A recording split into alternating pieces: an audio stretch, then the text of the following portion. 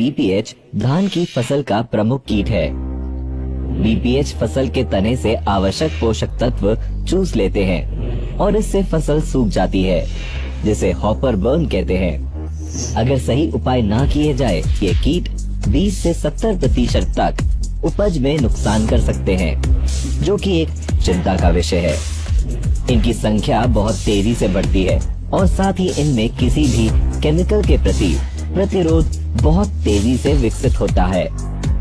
स्वस्थ बालियां, बेहतर फुटाव और धान की उपज बढ़ाने के लिए जरूरी है कि बीपीएच का शुरुआती अवस्था में ही प्रभावी प्रबंधन किया जाए और सही विकल्प के साथ सही समय पर किया जाए।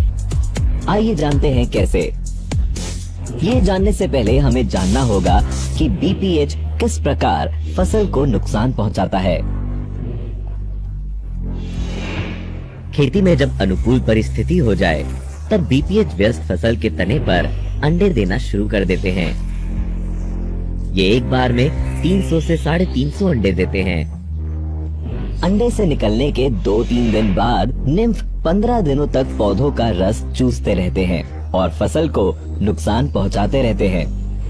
जब निम्फ विकसित होकर वयस्क बन जाते हैं, तब फिर 2 से 3 हफ्तों तक अपनी उसी अवस्था में रस चूसते रहते हैं। जब रस चूसने से पौधे सूखने लगते हैं, तब जाकर किसान को फसल में हुई हानि का पता चलता है, पर तब तक बहुत देर हो चुकी होती है। नुकसान तो हो गया होता है।